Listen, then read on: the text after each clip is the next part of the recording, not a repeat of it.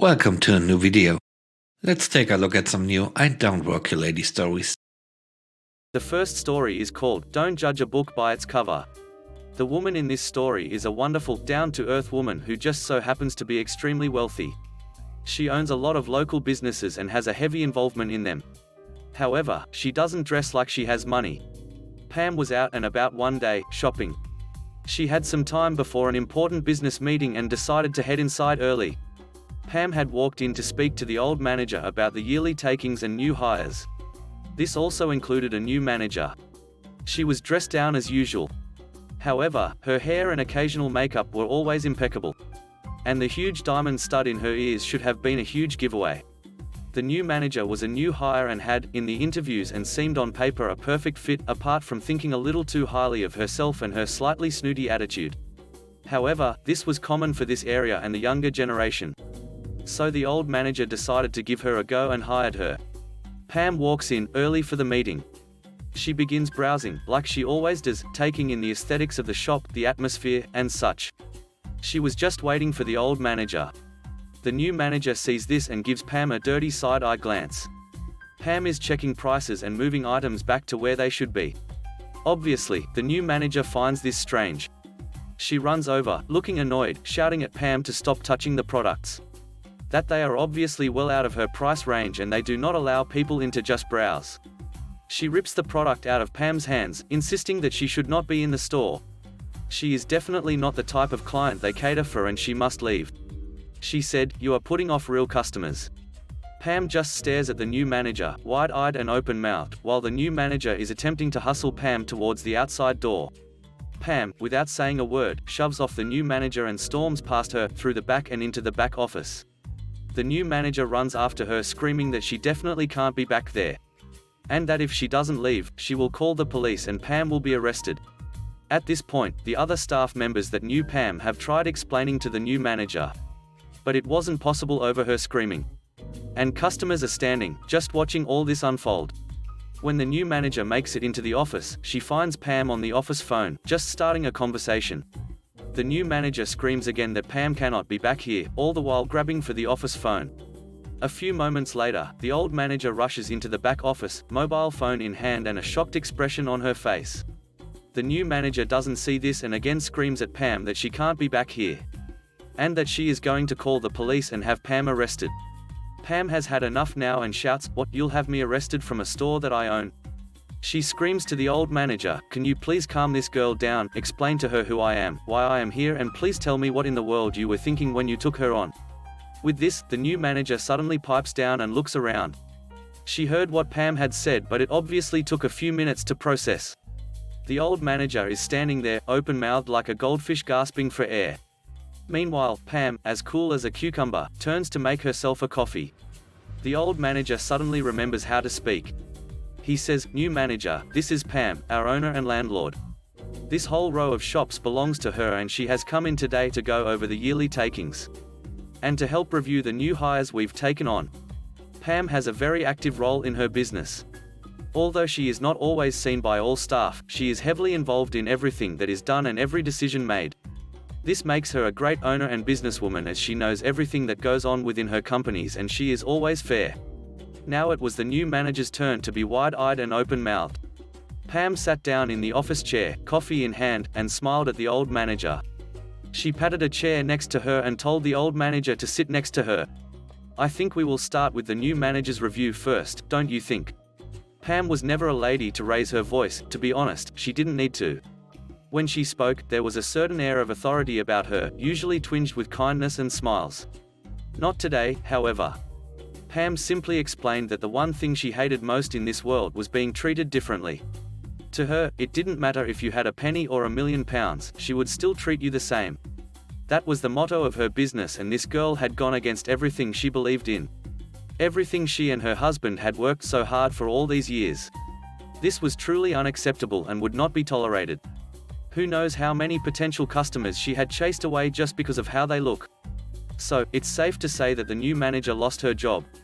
And after everyone in the community had heard about who she was, what she had done, and how she had treated Pam, no one wanted to employ her as a manager or anything else. Pam and her husband were extremely wealthy, but it was all hard work and effort that got them there. And they would never have done it without the people who had been there for them when they started out with nothing.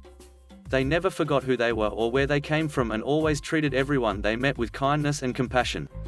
The next story is called, Helping People in a Store You Don't Work In Can Be Very Profitable. I was in Best Buy, picking up some software.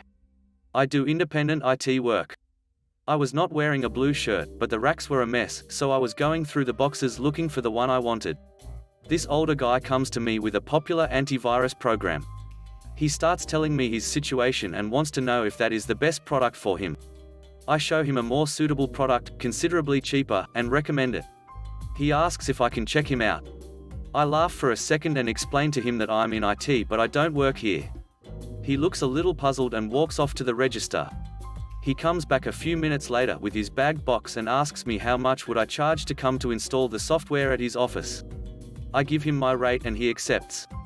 I end up at his office, cleaning up a mess of 5 infected PCs before I can install antivirus. That was 2 years ago. My billings to him have exceeded $10,000 for building an effective business network. So remember, helping people in a store you don't work in can be very profitable. The last story is called, Waiter for a Night. I do stand-up comedy sometimes. I was performing at a restaurant and was sitting in the back, taking care of some emails, waiting for my set time. I went to the bar and had a chat with the bartender for a few minutes. Then I got the signal that I had 5 minutes till my show starts, so I went back. When I got to the back room, I realized I had left my phone on the bar, so ran out again to collect it. Enter Karen. She sat at a table, just left of the center facing the stage. Right by the back entrance, I had been popping in and out of all night.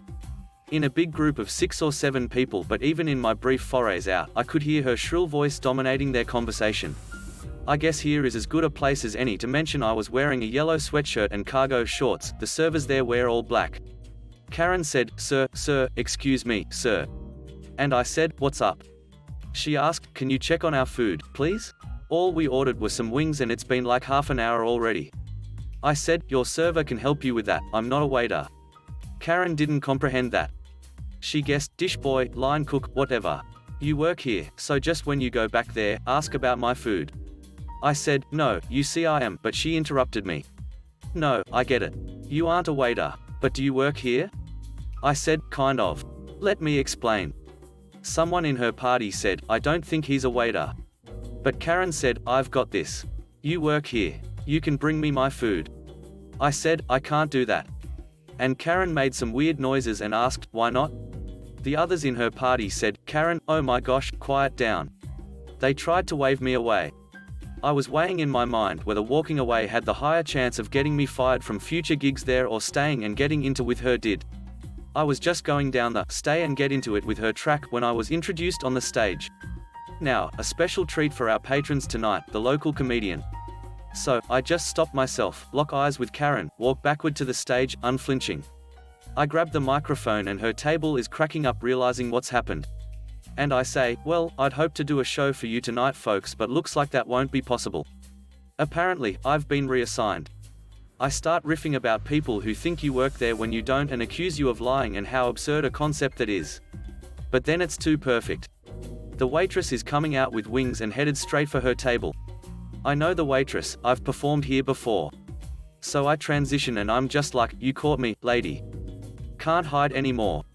And I grab the wings from the waitress and I'm like, Donna, I see you trying to hone in on my section, can't you see this is my table? And all throughout the rest of the bit, I would go over and fill their water glasses and bust their plates. Whenever I hit a dry spot, I was like, alright, hold on, got to check in with my customers. Can I interest you in any dessert? How are we doing over here? Speak into the mic, please. Karen hated it, but the others at her table were laughing and would even sometimes flag me down for water or appetizers. The set ends and Karen goes to file a complaint. Her friends or co-workers, whoever, try to stop her from doing so and some leave the venue because of her. A couple stay back to try and defend me and I told them not to worry because the manager and I were cool. But they got to see for themselves. The manager is an old school guy and he has no tolerance for this. This particular venue was a biker bar before the area got gentrified, so he's used to dealing with way rowdier customers than Karen. So she's going off about mistreatment at the hands of his employee and how I'm probably not licensed to be a food server and that she wanted something done.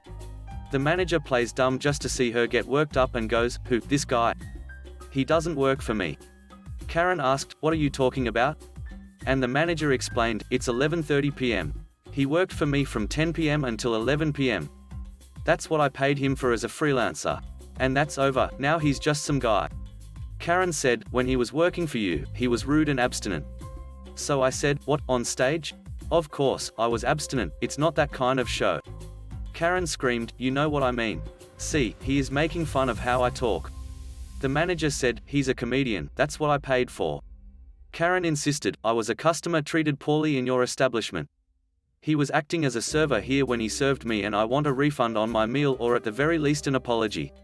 So I said, "All right, I might have been a little rude towards the end there, but in my defense, she didn't tip." And the manager played along. "Is that true? Did you not tip?" Karen said, "Why would I have tipped the comedian?" And the manager asked, "I thought you said he was acting as a server?" Karen was a little tipsy at this point, so somehow her drunk logic convinced her smashing a glass would get her point across. But all it did was to get the manager to have her bounced. Her remaining friends apologized to the manager and said they barely knew her and they hoped this wouldn't mean they couldn't come in there anymore without her, and he was super nice about it. I told them I hoped I hadn't put a damper on their night and they said they can't wait to tell everyone else about Karen's outburst. So, I don't have a career as a waiter in my future. Kudos to all you service workers who put up with these insufferable people day in and out. Thanks for watching the video. I hope you enjoyed it. If you did, please leave a like, comment, and subscribe. Have a great day. Bye bye.